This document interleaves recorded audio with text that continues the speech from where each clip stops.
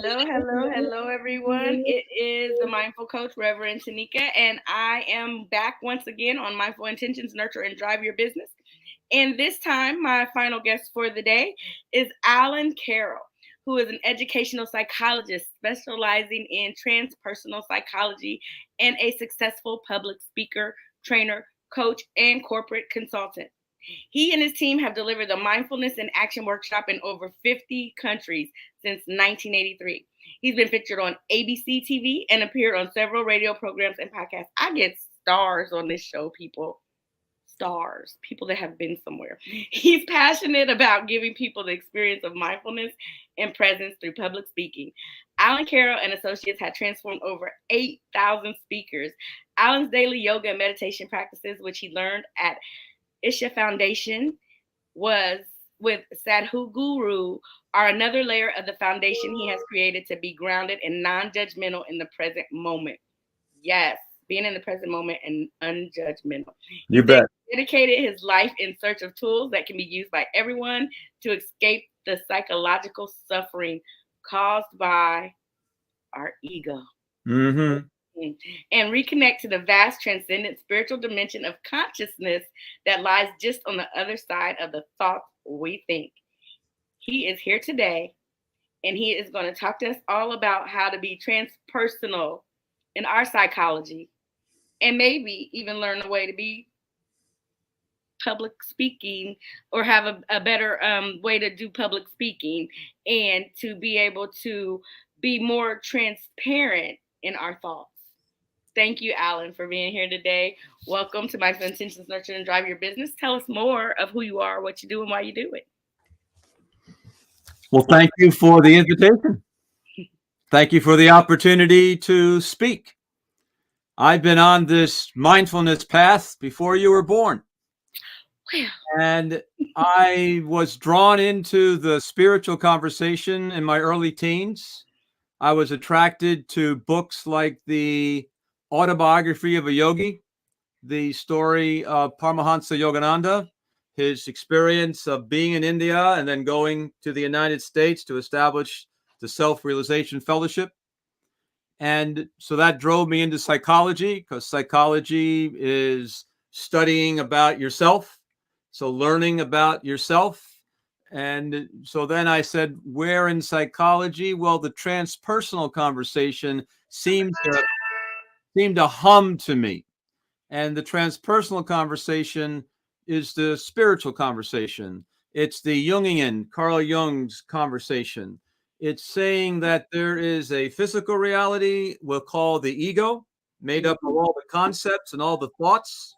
And then there's the metaphysical reality called the being, in which there are no thoughts.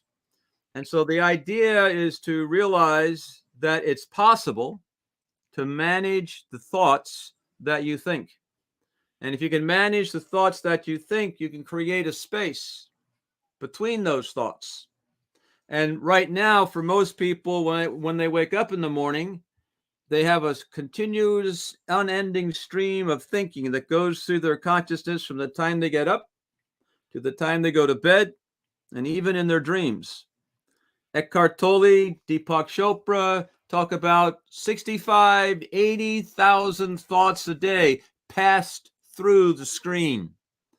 And you want to be able to look to see if there's another place on the other side of those thoughts. Well, the challenge there, Tanika, is that those thoughts inside your head are abstract. You can't grab them. You can't, well, I want to stop this and start this. And it's not that you can't do it, but it takes practice. Mm-hmm. But what you can do is that you may not manage the thoughts that the ego, the thinking mind thinks, but you can manage the thoughts that the ego speaks. And when you can manage the thoughts that the ego speaks, then you have tamed the tongue of the ego. So now the ego works for you. Right now, you work for the ego. You are reactive, automatic to whatever's going on in your reality.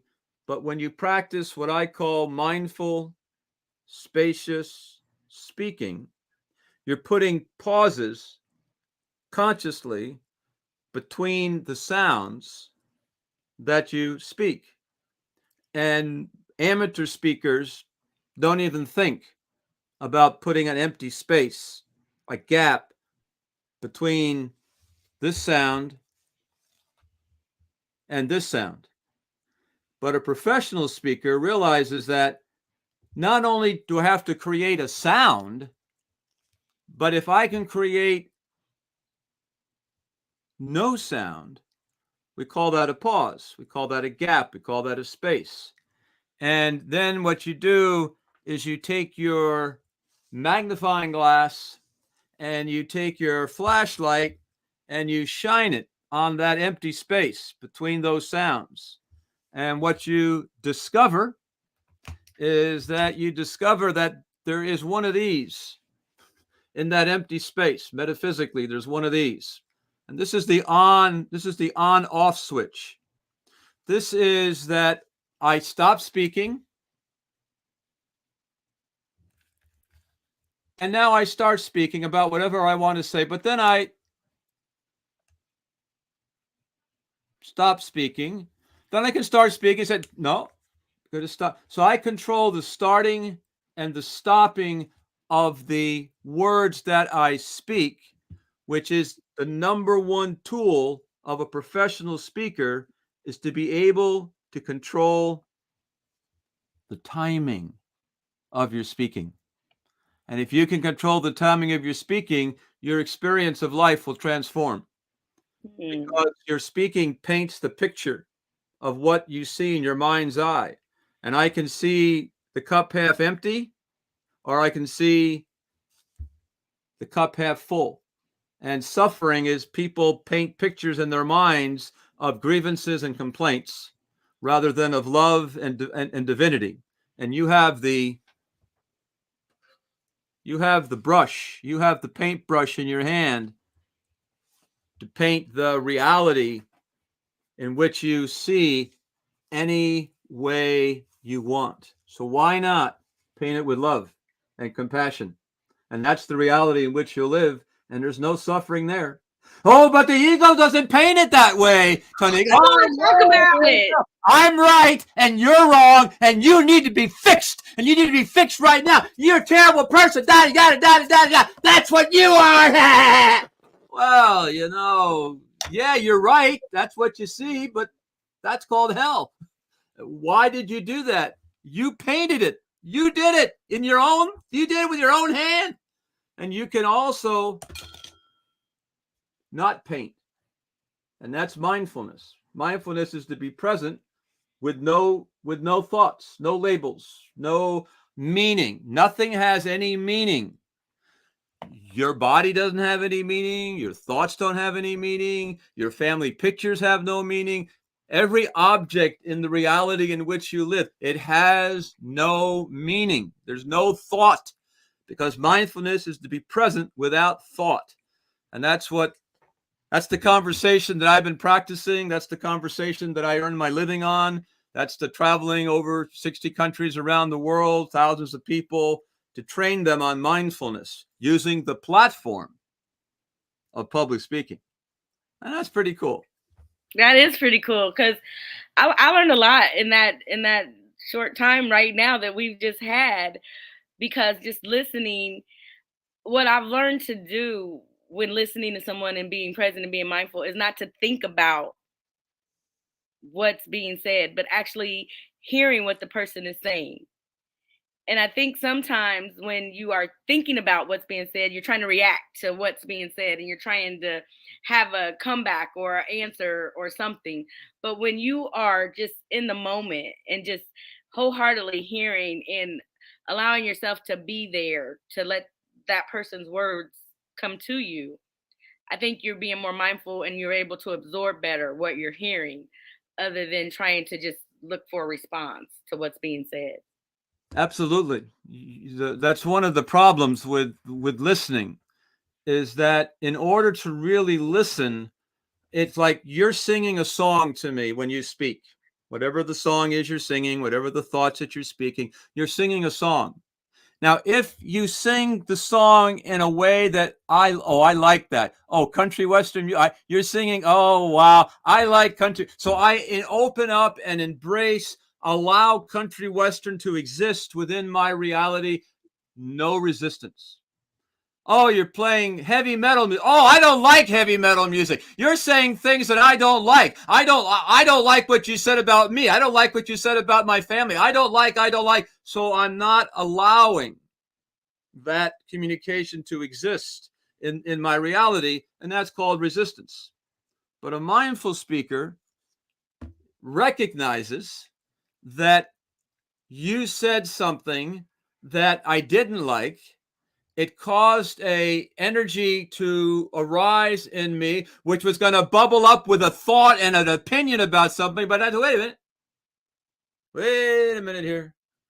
Let's get the agitation that's caused by what you said. Let's take a pause. Let's breathe.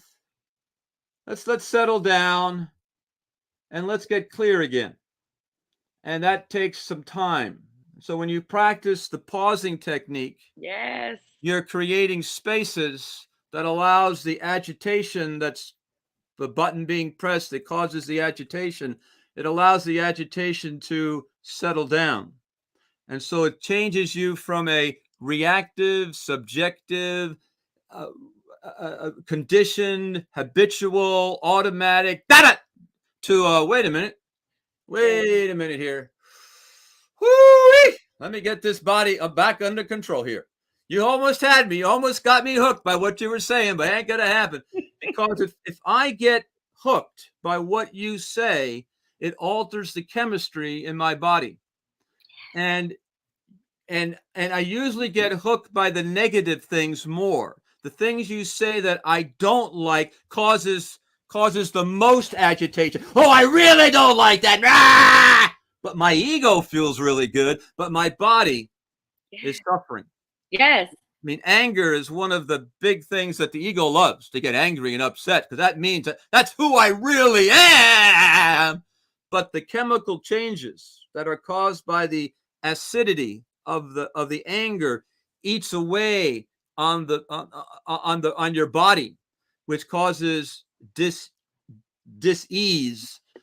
And so you don't want to get hooked by people, and people get hooked because they take things personally that people say. And I didn't say that. Rah! Hey, come on now. It has nothing to do with you. You're just a bit player in their movie. You know, it's all right. You're just a bit player in their movie. And so then you can breathe and you can relax and you have mental equilibrium, stability. And in the Buddhist tradition, the definition of the Buddha is mental equilibrium. So there's no right, there's no wrong. Shakespeare, Hamlet said nothing is either right or wrong, but thinking makes it so. So nothing is either right or wrong in the reality in which we live. Oh, but you're thinking about it. What my mother told me, what the church told me, what the religion told me, what God told me, what programming that I have. I know what's right. I know what's wrong. And so you live in a right-wrong world, which causes suffering. You know, I learned that whole thing is, do you want to be right or do you want to be at peace? You know what? I don't care who's right. I'm not going to argue with you about it, because what's the purpose? You believe what you believe, I believe what I believe, and that's okay, right? But Oh, why no, you need to believe what I believe, Tanika. I don't know what you believe, but it better be what I believe. right. Otherwise, you're a terrorist or a heathen, and you should go rot in hell forever. But if you believe what I believe, then you're part of the family. Let's have dinner together. You know, and why is that? Why is that the point of, you've got to be a danger to me if you don't go along with what I say or do? Why does my way have to be the right way? Why does your way have to be the right way? Why can't it be that, hey, you know what? You're right, because that's what you believe. In order to have that point of view, You have to be practicing forgiveness and surrender. And if you Ooh, don't you said a practice mouthful. forgiveness and surrender, then there's no way you can possibly uh, uh, uh, reach a level in which everything just is. Hmm. The ego will defend its point of view and will defend its identity. So, what have I identified myself as being? I've identified myself as being my point of view about whatever it is that we're talking about. I got a point of view. And so, since I've identified myself as a point of view, or what's right, what's wrong, then I have my intellect. And my intellect is like a knife that cuts things and dissects and takes things apart. And of course, we want a sharp intellect. And so, whatever I've identified myself to be, I will use my intellect, which includes my speaking, to defend that which I've identified myself as being. So it's useful to get a piece of paper and on one side of the piece of paper, just write the word I am. And then on the other side of the piece of paper, write down all the things, the direct objects that you consider yourself to be. From your body, on my mind, on my religion, on my skin color, I'm an American, I'm a football person, I believe in God the Father, maker of heaven and earth, I believe in the Holy Spirit, I believe there's stars, I believe there's earthlings, I believe. These are all the things, are the direct objects, which is called your conceptual identity. And the deeper I've identified with something, for example, my religion, often people's religion is deeply programmed. It's something that happens at an early age. They believe that this is the way it is. And if you do this, you'll go to heaven. If you don't do this, you won't go to heaven. And so if you say something about people's gods, then that causes a reaction to them. But if you say something about, the shirt you're wearing, maybe you look better with purple, it doesn't bother you as much. But you talk about my God, now you're talking serious business here, mother. Well, woohoo! So now you know that this person has a deep identification, which causes a lot of problems because you're not what you've identified yourself to be. You're not a conceptual identity. You are a non-conceptual being that has a conceptual ego that helps guide you through life, but you are the space that contains all the things. And so now you have a feeling of unity, a feeling of we're all connected here. We're not separate. It looks as though we're separate because we each have a physical body. Yet a physical body is like a light bulb. The electricity in your light bulb, which is a very nice baby blue with a little bit of black on the dress, and my light bulb is the black one with the white hat. It's the outer costume, the outer light bulb looks different, but the energy or the electricity in that light bulb is exactly the same inside of me. And so we're all connected, but you don't experience it. And so it's real important to figuring out, well, how do you experience that transcendent dimension of consciousness? Well, it's pretty easy, actually. All you got to do is go to the gymnasium. Well, what gymnasium, Alan, do we have to go to? You got to go to the gymnasium of stillness. You have to go to the gymnasium of pausing.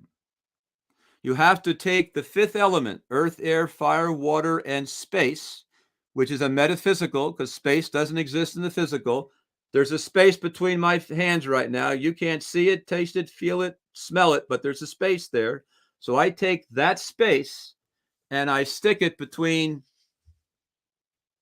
these two sounds.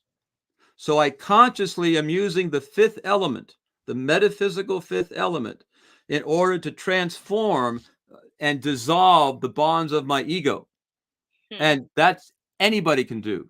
Starting at 5 years old, you can begin to create spaces, taking the fifth element of transformation. That's the transformative element. The fifth element is the mother of the other four elements, earth, air, fire, and water. They exist within the physical world. And the metaphysical element you can create by pausing. Woo! That's all I got to do. That's Yes. right. That's all you got to do. But you got to remember to do it. The ego will go right back into the thoughts, right back into talking, not into pausing. But when you pause, you can now get control of this, and you can begin to, oh, I want to take a breath. Want to get my body, while I'm speaking, get it more grounded. I want to think about what's the next thing I want to say. I want to think about how do I want to use my hands to create an image of the thought that I'm thinking so it makes it more available to you. I wonder, can I change my voice and make my voice more interesting to charm you and hold your attention? I can do all those things, but I have to tell my body to do it. But if I'm so busy talking about my products or my services, I'm making love to the sounds. I want to make love not only to the sounds, I want to make love to the empty spaces between the sounds. And now you have the yin and the yang balance. Yang is the forward thrusting of the energy of the speaking. The yin is the feminine relaxation, breathing, emptiness, zero. Everything is calm. And so there's the one of the action. In programming, there's the one, and then there's the zero. So one is the sound, zero is the silence.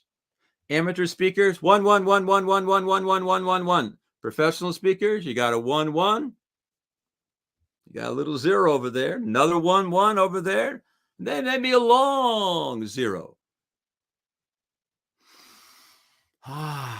Take a breath, relax. Then do a couple of 1 1 1s and then a couple of zeros. And so that takes practice. That takes practice to do that, controlling the timing, because you have to be awake to do it. Every time you pause, you wake up. You become you become still. There's no agitation. When I speak, I'm vibrating the space right now. And when I pause, there's no vibration. Stillness. And stillness is the ocean of bliss, the ocean of presence. And the sounds are just ripples that last for a second until I stop blowing. As long as I blow sound out of my body, I make a sound. But if I don't blow, it's stillness. And stillness will bring you peace. Yes.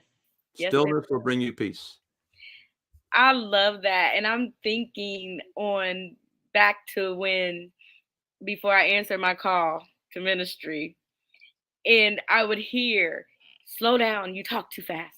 I can't understand a word you're saying. What are you saying? Say that again. And I would get so frustrated. And I would say, am I speaking a foreign language? What do you mean I'm talking too fast? Maybe you need to listen faster. Maybe I don't need to slow down. Maybe you need to speed up your hearing. And so I started thinking about that. And then when I got into mindfulness, I started to think about, if I talk too fast, people aren't going to be able to understand what I'm saying. If I'm preaching, if I'm talking so fast, people won't be able to get the message. And never once since I've been preaching or doing mindfulness has anyone said, slow down, you talk too fast. I'm glad that that was brought to my attention. I don't know that it was something that I wasn't aware of. I just wanted to get it out. I just need to get this message out and just let you know what I have to say and get it out before you cut me off, right? Yep. And now I've learned that take your time, because like you said, when you said something about the pause wakes you up, I didn't even understand that until now. But I definitely believe it, because I always tell people, when you're going through something, if something has got you off, stop, pause, take a deep breath, even turn around if you have to. It'll change what's going on, and it'll make you stop for a minute and reevaluate what's happening. That's the wake up. Because if you're in the moment and it's getting heated and you're so upset because somebody is saying that you are acting a certain way or doing things in a certain way, and you lash out and go, no, I'm not. Well, if you stop and take a breath and then go, maybe I am, or maybe you're not, maybe it's them. But it just helps you to not get caught up in the reactionary part of your ego Yep. and having to explain yourself. And I learned now I don't have to explain myself anymore. Either you get it or you don't get it. But the fact that when people want to hear what you have to say, they will stop and they will listen and they won't be reactive and they'll hear you. And again, it takes practice to be able to do within yourself. You can't practice making people listen, but you can, I think, practice getting people to hear you. Well, mindful listening, as we talked about, is a challenge for people, because I will not allow anything in my reality that threatens my identity. And because that's a threat to my identity. My mind wants to defend myself, who I consider myself to be. Yet a professional listener realizes that there are 360 degrees around the circle, and you have 1 degree of observation of a point. You own 1 point of that 360 points, and you want to be able to listen to everybody, not just your neighbors who you like because they share a similar point of view. The other person 180 degrees away who says exactly the opposite to what you believe, that you consider to be a threat. And so as a professional listener, salesperson, anybody needs to listen, you have to realize that the ego sometimes gets in the way.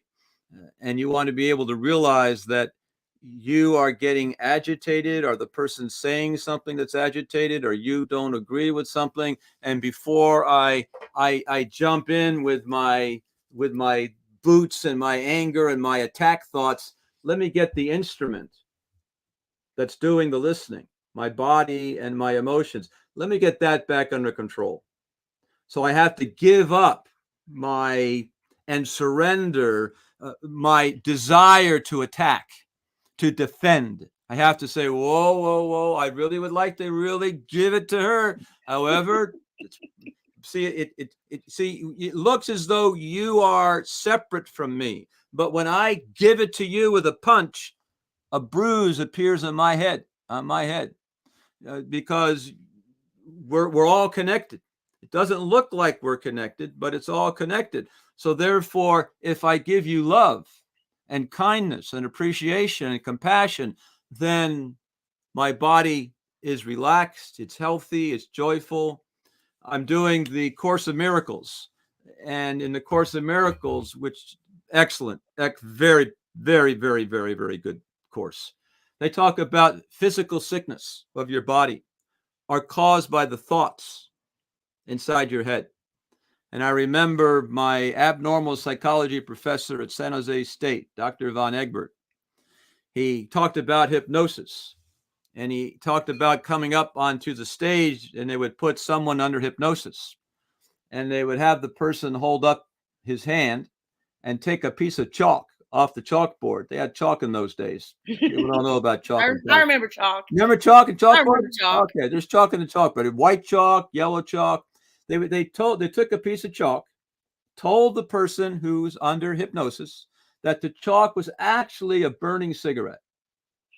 So they put it on his hand for 3 seconds, took it off, brought him out of hypnosis, and when you looked at the hand, what you saw was a burn mark.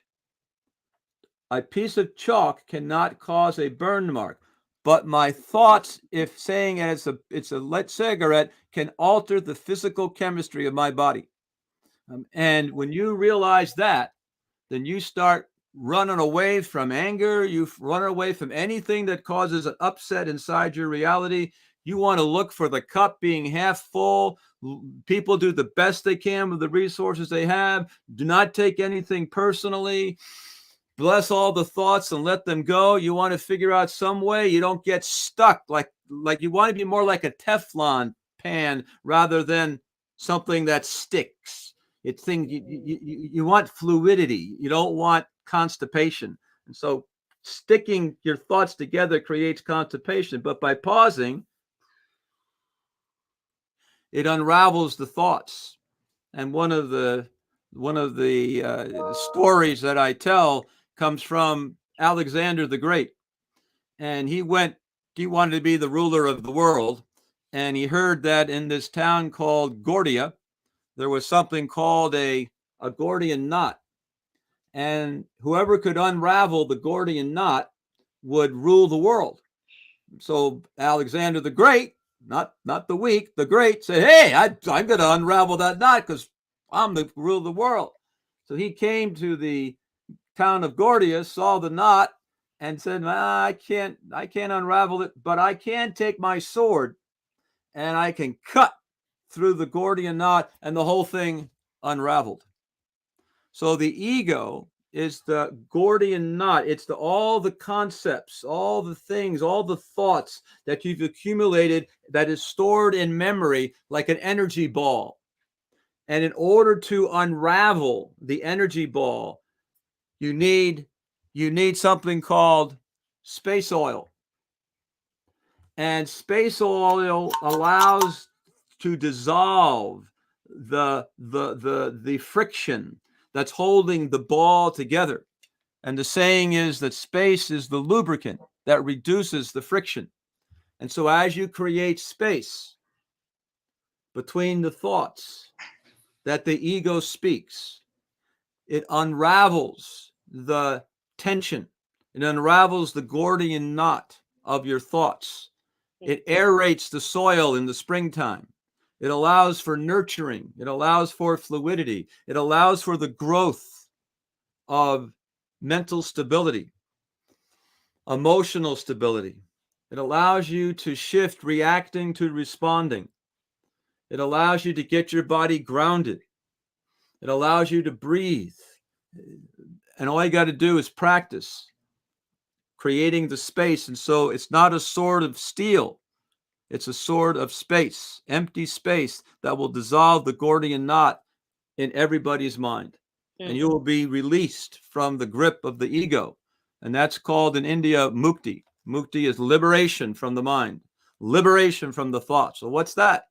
It's the space on the other side of the thought, which is empty.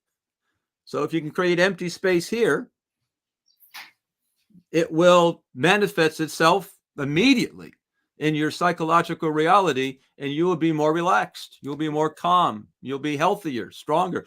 I'm 103 years old, and most people say, "Tonika, he looks like 60 years old." No. I practice. I was born in 1837. I'm actually older than that. I'm 1837, so it's like 200 years old almost. So it's not just the food you eat; it's the thoughts you think. No, I'm not 200 years old. You give me the eye. You give me that. Wait a minute. He's not 200 years old. I was just like, hold on now. This is some good stuff. I need some of that water. That's right. But no, seriously, people don't understand your way of thinking controls everything in your body. Yep. How you age, how you look, everything. Now it's funny because my hair, I don't know if you can see it, but my hair is got gray in it. Well, at least you have hair. I mean, that's nothing wrong. But here's the thing. It's not because of my age, because I've had this color hair since I was in kindergarten. But most of my life I've had it covered up, so nobody really knows what my hair looks like. But it's funny because some people will see me and then they'll say, "Well, you can't be that old, or you don't look that old." And I go, I believe it's because of what I think and feel about myself is the reason why I'm in the condition and the state of mind of where I'm at and how I feel, because I'm happy and carefree and laid back, and I think things are pretty easy going. But there was a time when things started taking a toll on me. You bet. And I could see in the mirror that you are allowing this to wear on you. Yep. And I took a moment to say, you know what? No. That's not who I am, and that's not who I want to be. And I'm young at heart. I'm young spirited. I'm going to live life and have fun and engage.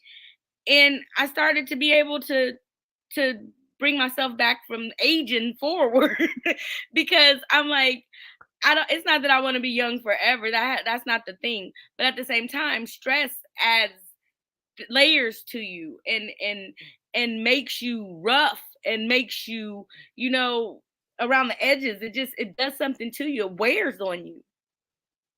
And I've been determined that I'm gonna not be stressed, and I'm not gonna allow those things in my space and in my energy, and I'm not gonna get involved in things that don't concern me, because what can I do about it anyways? You know, if you're happy, then I'm happy for you. But sometimes people will try to ruffle your feathers, and you've got to be able to see what's going on and not allow your ego to get in the way. And what I wanted to ask you is, how does this ego get so much bigger than who we are? How do we allow that to happen? Because it seems like love is way more powerful than this ego could ever be. But somehow we shelter the love back, but we force feed the ego. Why is that? One of the workshops and trainings that I did back in the 70s was the S training with Werner Erhard. And he had a definition of love that I use today. And love is giving something the space to be the way it is and the way it isn't. So when you see things are going the way you go, if it's going the way you want it to go, you're happy. And if it's not going the way you want it to go, you're still happy. And the ego doesn't give space. The ego is not interested in giving space. The ego is interested in being right. And the problem with it is, the analogy that comes to mind is, I have this 30-pound cannonball, and I'm on this ship in the middle of the ocean. And I take the cannonball and I jump over into the ocean. And I'm dropping down into the ocean and I'm drowning.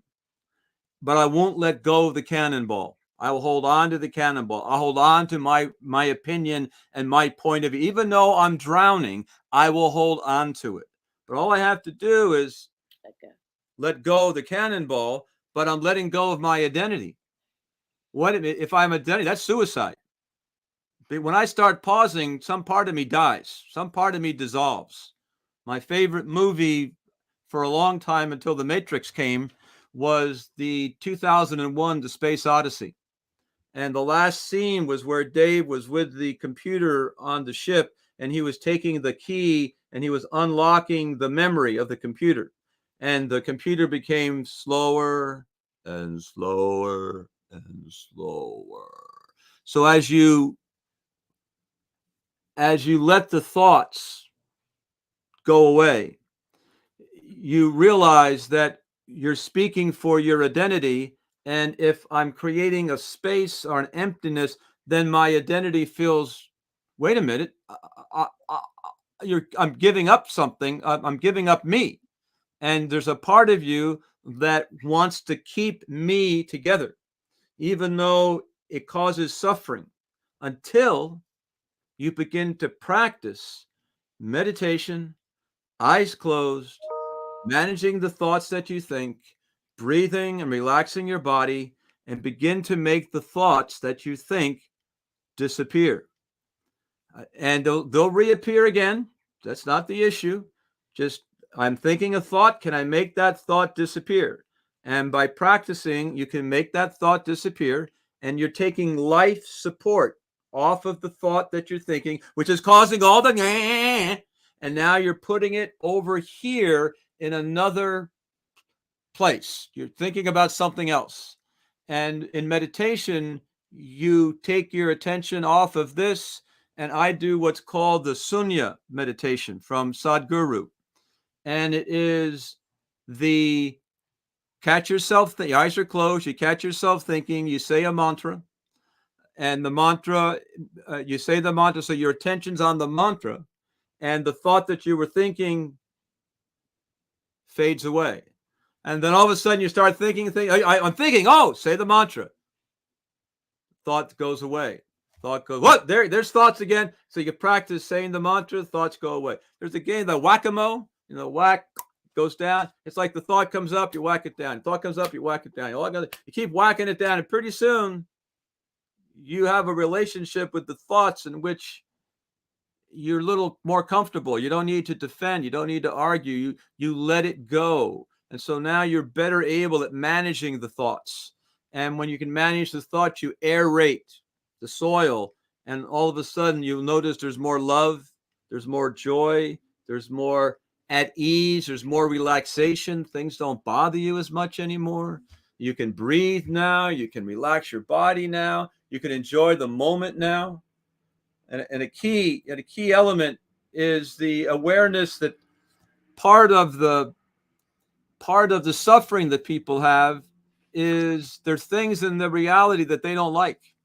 We'll call those grievances. There's things my mother did to me, things that were done to me as a child. I still remember. I will never ever forgive you for what you did and what your great grandfather did way back there. What we don't allow. We have a plaque in our house. It has a picture of that person, and every day we throw darts at that person because he's a horrible. So you hold on to something, the cannonball. Even though it's causing you physical problems, mental problems, emotional problems, you can't surrender and you can't forgive.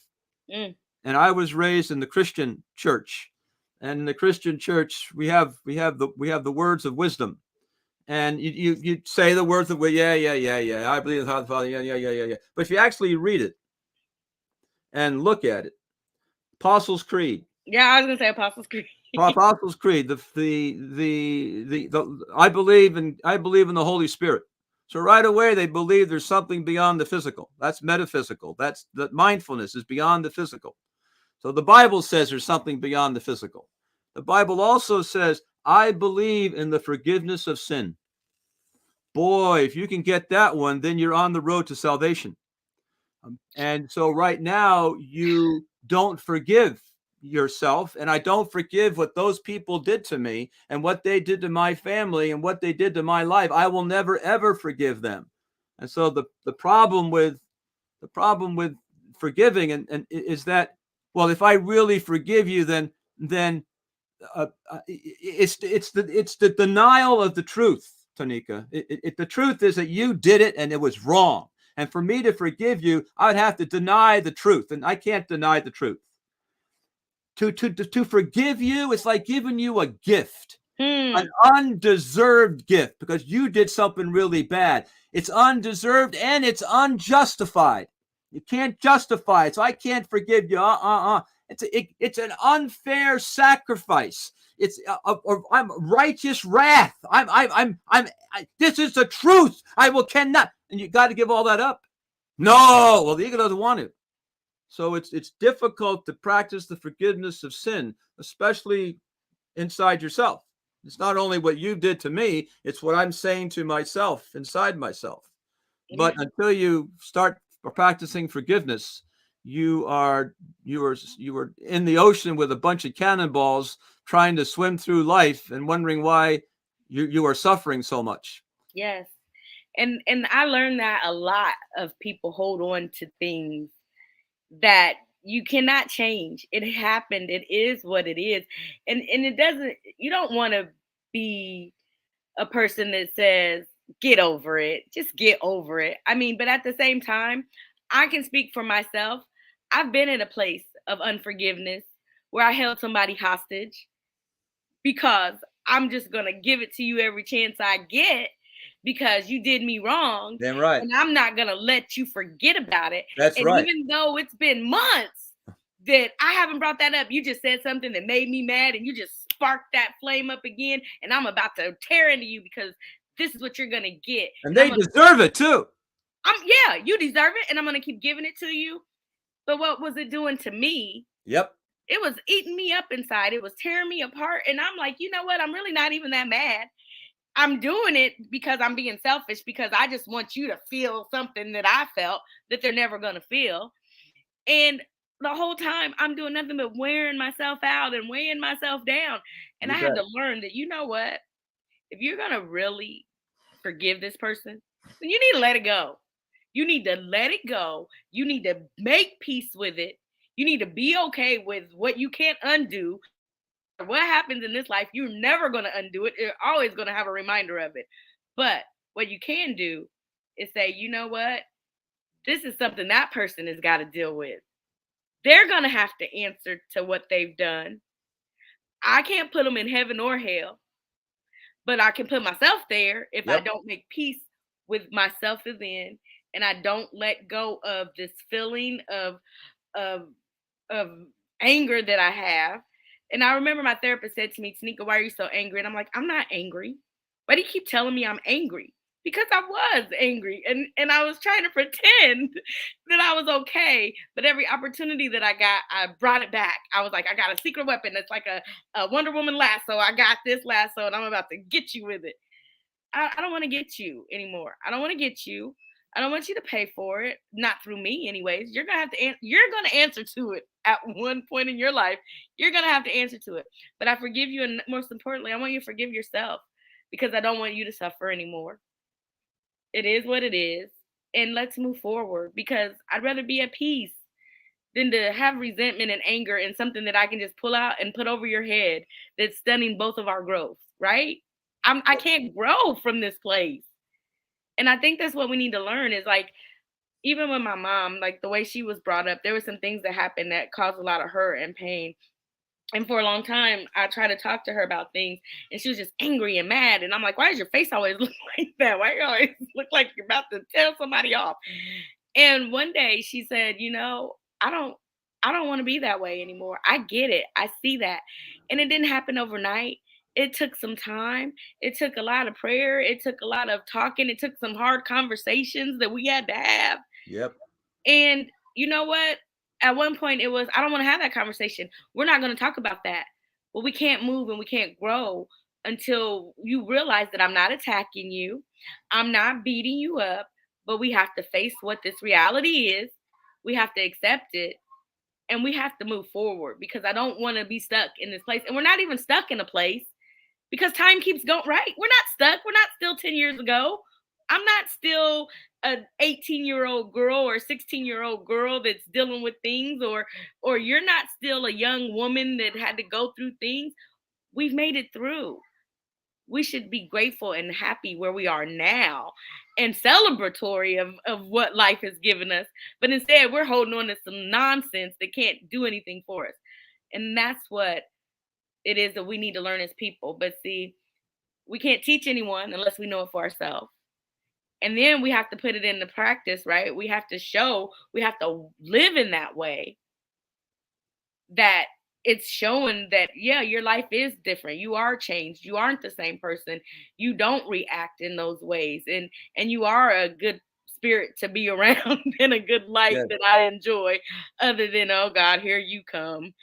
I don't want to have to deal with this, right? And and the the tension that physically is caused by those thoughts can be released. Don't even have to worry about changing the thoughts. All you got to do is practice putting spaces between your speaking, and that will begin to reduce the resistance. It's hard. You got to practice it. You can't just, I can say it, but you got to experience it, because the empty space creates a buffer zone between the event and your reaction to the event. And if you can create a buffer zone, then you have time to think about, is what I'm going to say to Tanika, is the vibration of the air. When I vibrate the air, will it make the flowers grow in the greenhouse, or will it make the flowers die in the greenhouse? Because they played music in greenhouses. They played the Mozart music and the flowers grew. They played the head banging, acid rock, heavy metal music over here, and the flowers died.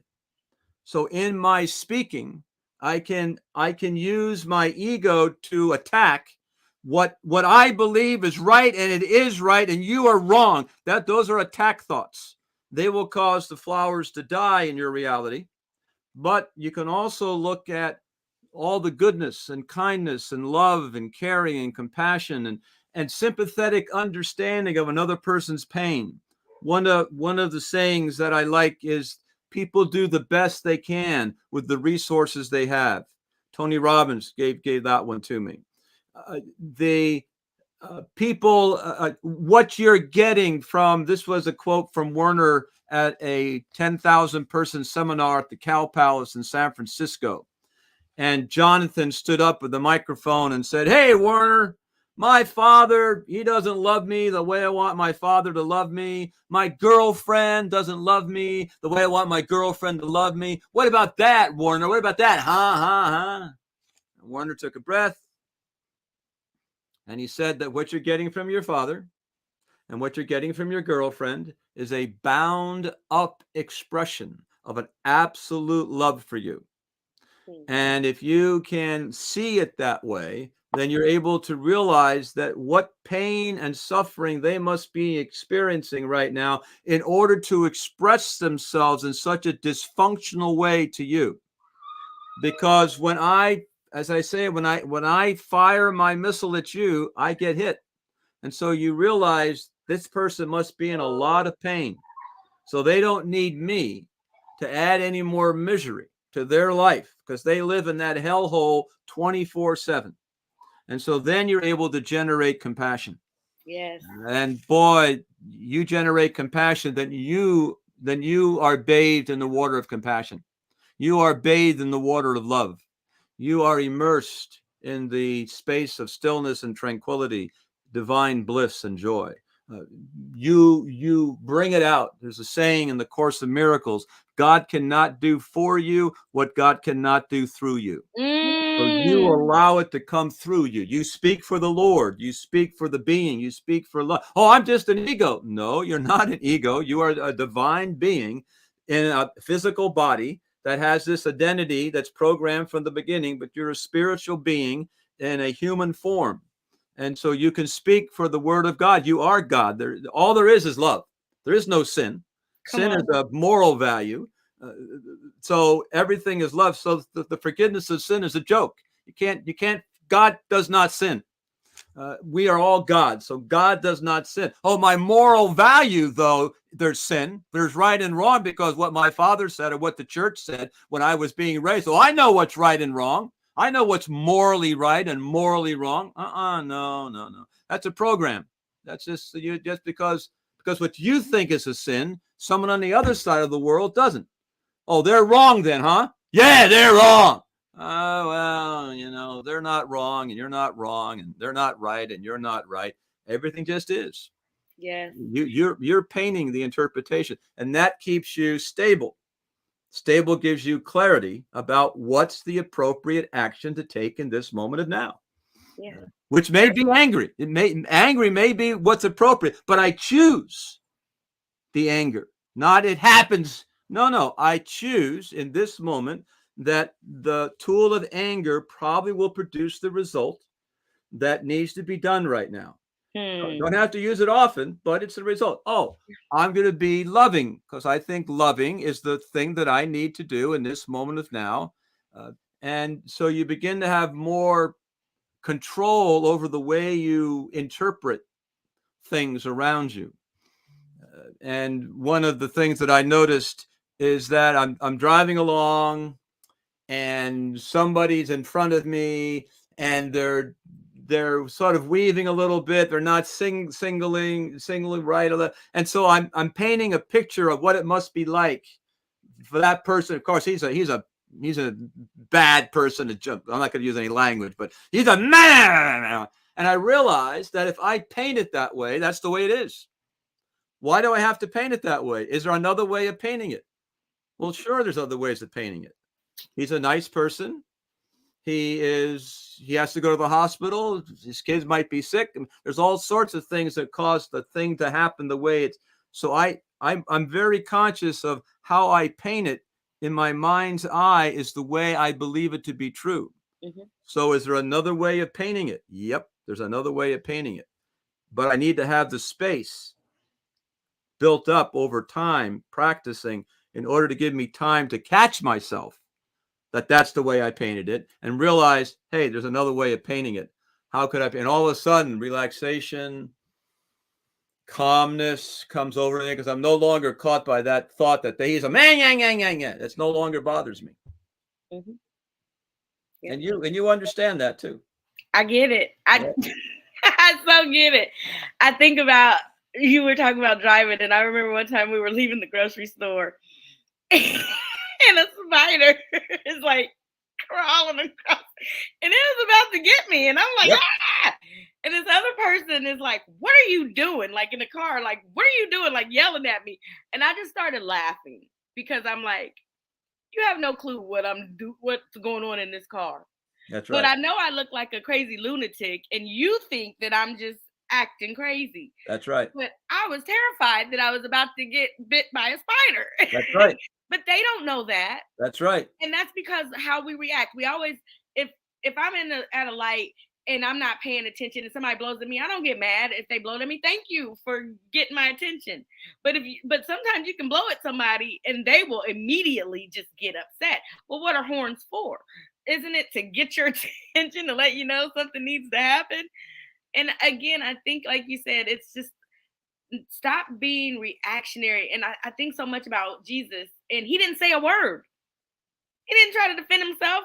He didn't try to tell them, I'm not the bad person and I'm here to save you. It is what it is. It's going to be okay. And then he asked for forgiveness for us, right? Like, forgive them, because they know not what they do. They don't have a clue what's going on. But see, the thing is this. We do have a clue now. We have a clue. We have an awakening. We have an awareness. And we're responsible to take action in our lives, to change the voices in our head, Yep. To stop those thoughts, and to be the oneness in the stillness of who we were created to be. And I pray, I go, well, I guess we'll just have to wait till Jesus gets back, because I don't know that that's going to happen on this earth. And I used to get upset because I used to try to figure out why I couldn't make it happen. And then I realized that because I'm not God in the full sense of making things happen like that. But what I can do is control what happens around my area and what I let in my space, and who I allow to rub me or offend me. Because now I'm like, it has nothing to do with me. What you do, what your actions are, don't affect me unless I allow them to. That's true. That's true. A hard pill to swallow, because we need to blame somebody. And when do we come to the terms to grip ourselves to say, you know what? I have to take accountability. I'm in control of my actions and my thoughts. How do we get to that space? How do we help others get to that space? The word that comes up is responsibility. That you're driving along in the car and you take your hands off the steering wheel and the car crashes. So you driving along, you put your hands on the steering wheel. Now you can control the car.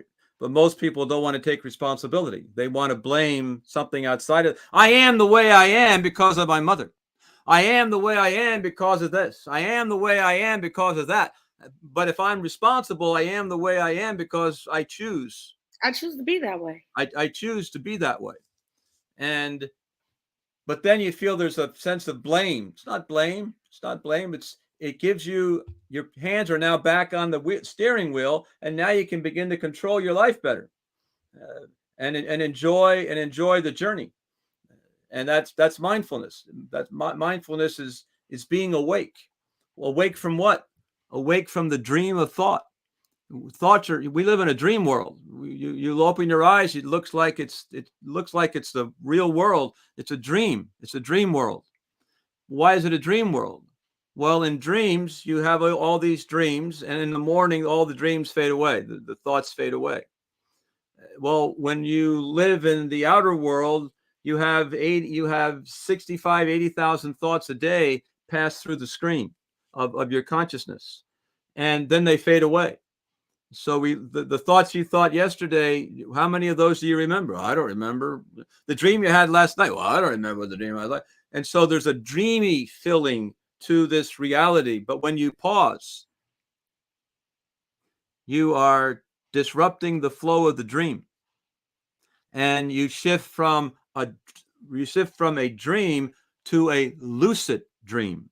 A lucid dream is when you dream, but you wake up in the dream and you realize that you're dreaming, and all of a sudden everything changes. You are now in control of the dream.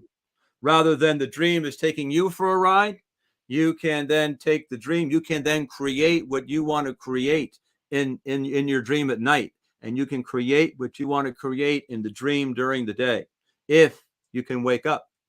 But you don't know you're asleep. Time to wake up, people. So, Alan, tell us about how people can get involved in your mindfulness workshops and how they can work with you and learn more about how to put some space in their life. You bet. I like that idea of putting space. Website is the portal that gets you into Alan Carroll Associates, acamindfulu.com. That's ACA, mind, MIND, full, FULUYOU.com. That has a list of courses and programs. Also, we have the Candid, where you can schedule individual coaching time with our trainers. We can do that virtually. We can do it live. We fly all over the world. I've been doing this for a long time, probably over 60 different countries. And so we are used to being on airplanes. But the COVID made it virtual. So we actually can produce the transformational results in the virtual world as well as in the physical world. And those are the best ways of getting a hold of me.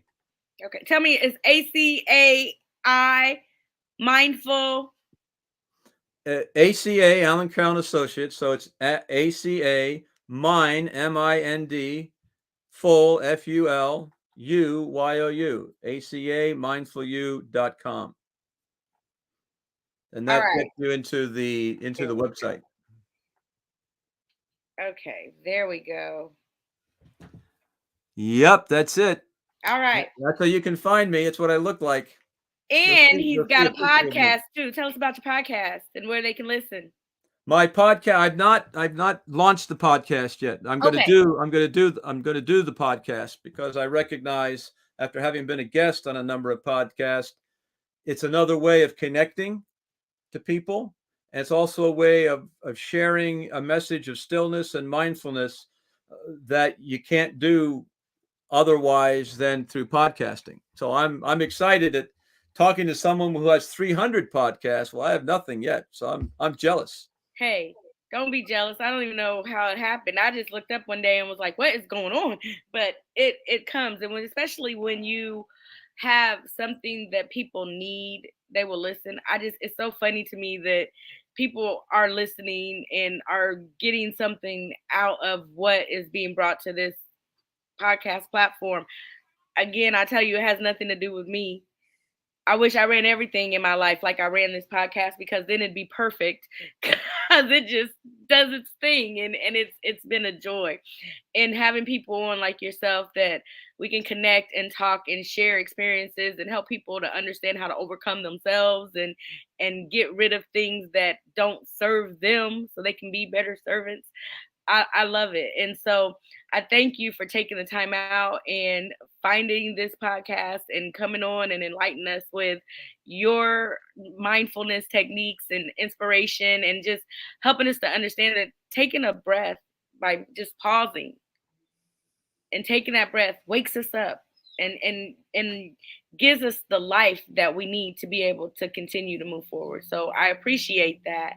And I will be more mindful, because I love mindfulness, but I will be more mindful of my pauses and my breath and my reactions, because I've learned some things from this discussion today. Pausing is that your ego puts you in chains, and pausing releases you from the chains of the ego. And Break everybody can pause. Break the chains. Stop, pause, and break the chains. I'm going to have to write a meditation on that. Yes. Stop, pause, and break the chains. And breathe. Put breathe in there. Stop. Oh, yeah, pause, you gotta breathe. breathe. If you don't breathe, then you're just not gonna probably be here anymore. Right. You want to stop. You want to pause. You want to breathe. You You wanna want to breathe. relax. Then you want to speak. You want to Yes. stop. You want to pause. You want to breathe. You want to relax. Then you speak. Yes. And most people speak. There's no stopping. There's no pausing. There's no breathing. There's no relaxation. But there's a lot of speaking. So it's a dance. You got to be able to speak, but you got to be able to stop. Amen. And when you stop, you can breathe. And when you breathe, energy just it relaxes your body. And now you've regained control of the instrument that makes the sounds. Amen. Let's make some beautiful sounds by just being silent sometimes. And then we can let the energy inside of us speak a language that is love and that is compassion and that is kindness and that can help us to bear with one another, because that's what we're supposed to do. All that other stuff is unnecessary. It means nothing. It's not going to get us anywhere. So let's get there together in love. Cool. Alan, is there anything else you'd like to share before we get off of here today? I've enjoyed being able to sing my song, pausing in stillness to your audience. My wish is that you practice a couple of minutes a day, putting pauses between the sounds that you speak, and you'll notice that it will begin to transform your physical body. It will calm your mental body, and your mental body is the source of the emotions. So your emotions become more loving because you are more gentle and kind to yourself. And all that's available with the power of the pause. Amen. And when you do that, like Alan, you can be 200 and look 60. Yep. Or you could be like me, almost 50 and look 18. I do. 18 to me. My mom said, you're not even 18 twice. I'm like, oh, you're right. But nobody has to know. That's right. We'll keep that a secret. Thank you so much, Alan. And thank you, everybody that's tuned in today. I hope you were able to get something out of all of these talks today, because they have been spiritual and mindful. And all we got to do is let the ego go. The ego is not our friend. And once we learn that, when we learn who our friend is and it's not the ego, we'll be better off. We'll feel better. We'll look better. We'll live better. We'll enjoy life. And we'll be a joy to be around as well. People will want to be around you. Try it. I promise it makes a world of difference. You will thank yourself for it later. But today, I thank Alan for coming and sharing. And I look forward to hearing more from you in the future. And come back anytime you want to share with us. We would love to have you. Thank you very much. All right. God bless everybody. Remember, as always, you were created with a purpose. So go be great. Have a wonderful weekend. And I'm sure you'll see me again real soon. Bye.